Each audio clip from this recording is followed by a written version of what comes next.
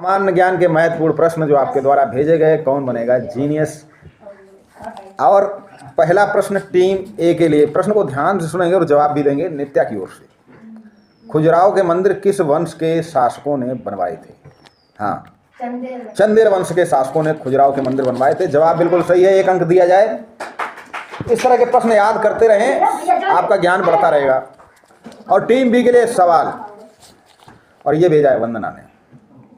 कौन से राज्य में साक्षरता प्रतिशत सबसे कम है? साक्षरता प्रतिशत सबसे कम, पहले आप समझ लिए साक्षरता प्रतिशत क्या हुआ। जहाँ 1000 लोगों पर, ठीक है, यहाँ बात हो रही 1000 लोगों पर कम पढ़े लिखे लोग। साक्षरता और निरक्षरता में अंतर ये है, साक्षरता जो अपना नाम लिख लेते हैं, हस्ताक्षर कर लेते हैं, पढ़े लिखे। निरक्षर जो अपने हस्ताक्षर भी नहीं कर पाते हैं। ठीक है, तो सबसे कम किस राज्य में साक्षरता प्रतिशत है? टीम बी के लिए प्रश्न आइए। अफ्रीका, बहुत सही जवाब। अफ्रीका भी एक भारत का राज्य है। अब भारत के राज्यों की संख्या बढ़ानी पड़ेगी, क्योंकि अफ्रीका भी एक भारत का राज्य है। आपका जवाब बिल्कुल गलत है। इसका सही जवाब है बिहार। बिहार में वैसे तो कहते हैं IAS और PCS सिविल सेवा में बहुत से लोग जाते हैं, लेकिन प्रतिशत कम है। पढ़े तो वो पढ़े हैं, और नहीं पढ़े तो बिल्कुल नहीं पढ़े हैं। धनी है तो बहुत धनी है, मैं तो बिहार गया हूँ, और जो गरीब है तो बहुत गरीब है, तो प्रतिशत कम है। टीम ए के लिए प्रश्न, टीम ए के लिए प्रश्न आपको बताना है, और प्रश्न भेजा गया कीर्ति की ओर से। कीर्ति इस समय रामायण से जुड़े हुए प्रश्न लेकर आती हैं, बहुत ही अच्छे प्रश्न। आपको बताना है कि महारानी कैकेयी ने महाराज दशरथ से जो 2 वरदान मांगे थे, वो कौन कौन से वरदान थे? टीम ए, हाँ टीम ए, कैकेयी ने महाराज दशरथ से 2 वरदान मांगे थे। वो उनका वो बैंक था, यानी कि डिपॉजिट थे उनके वो 2 वरदान। युद्ध के समय कैकेयी ने महाराज दशरथ की सहायता की थी, तभी उन्होंने कहा था कि 2 वरदान मांग लो, लेकिन उन्होंने कहा अभी नहीं मांगेंगे, वक्त आने पर बताएंगे क्या हमारे दिल में है। तो उन्होंने उस समय वरदान नहीं मांगे, और जब मांगे तो वो 2 वरदान कौन से थे? टीम ए, हाँ बताइए। 14 वर्ष का वनवास किसके लिए? रामचंद्र के लिए। बिल्कुल जवाब सही है। टीम ए के लिए 1 अंक दिया जाए। बहुत अच्छा, इसको कहते हैं कि शुरू से ही बढ़त बना लेना। यादवेंद्र स्टेडियम कहाँ पर है? कृष्णा के द्वारा भेजा गया। यादवेंद्र स्टेडियम कहाँ पर है? बताइए। यादवेंद्र स्टेडियम, आप बताइए। यादवेंद्र स्टेडियम, हाँ पटियाला। ये कहाँ पर है? पटियाला, ये नहीं पता। पटियाला जगह कहाँ पर है? जवाब सही है, पंजाब में है, मोहाली पटियाला। बी को 1 अंक दिया जाए, पटियाला। अब टीम ए के लिए प्रश्न, 1 अंक मिल गया बी को, क्योंकि क्वेश्चन भी उसी की टीम से आया था। जैन मंदिर कहाँ का प्रसिद्ध मंदिर है? जैन मंदिर, और ये भेजा गया है नमन के द्वारा। जैन मंदिर बताइए। जयपुर। जवाब आपका लगभग, वैसे तो जैन मंदिर बहुत से हैं। यहाँ पर जो जैन मंदिर पूछा जा रहा था वो राजस्थान में ही है, माउंट आबू की पहाड़ियों के पास।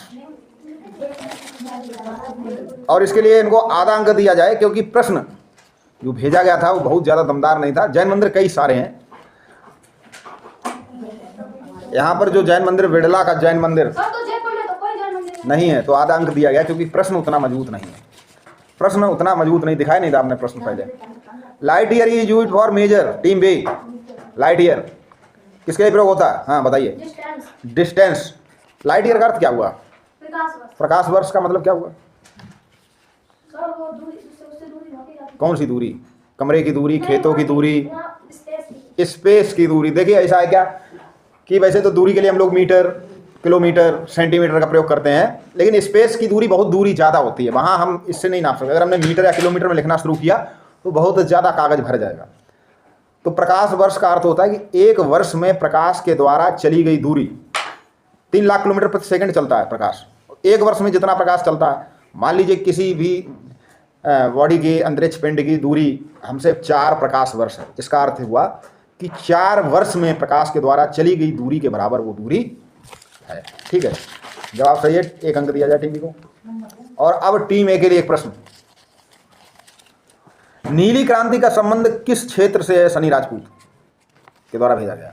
बताइए नीली क्रांति का संबंध किससे है, किस चीज के पैदा करने से है, किस चीज को पालन करने से है नीली क्रांति? बताइए मछली उत्पादन का संबंध है नीली क्रांति से, या नीली क्रांति का संबंध है मछली उत्पादन से। मछली उत्पादन या मछली पालन, लॉक कर दें।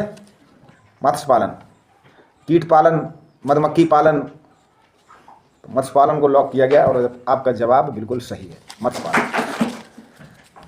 देखिए अगर आपको जवाब आता है कॉन्फिडेंस के साथ बताइए, क्योंकि आपने पढ़ा है, कई बार पूछा गया, इसीलिए कहते हैं पढ़ते रहें। कोई भी चीज़ अगर हम 10 बार पढ़ते हैं, समझ में भी नहीं आती है, अगर नहीं समझ में आती है तो उसको आप 10 बार आप पढ़ डालो, याद हो जाएगी वो। कफन नामक पुस्तक टेम्बे, और नाम नहीं लिखा, बस ये लिख दिया टीम ए की ओर से भेजा गया। कफन नामक पुस्तक, किताब, कहानी, उपन्यास, तो कफन नामक पुस्तक किसके द्वारा लिखी गई? लेखक का नाम बताइए। टेम्बे, कफन नामक पुस्तक बताइए। रविन्द्रनाथ टैगोर के द्वारा कफन नामक पुस्तक लिखी गई, रविन्द्रनाथ टैगोर के द्वारा। देखिए याद कर लीजिए, गोदान, कफन, मुंशी प्रेमचंद के द्वारा लिखी गई कफन नामक पुस्तक, और 0 अंक दिया जाए टीम बी को। रविन्द्रनाथ टैगोर के द्वारा लिखी गई काबुली वाला। चलिए टीम ए के लिए प्रश्न, टीम बी, टीम ए के लिए प्रश्न, और प्रश्न मुस्कान के द्वारा भेजा गया है। आप अपने प्रश्न को, टीम ए के लिए प्रश्न और अंतिम प्रश्न आपके द्वारा भेजा गया।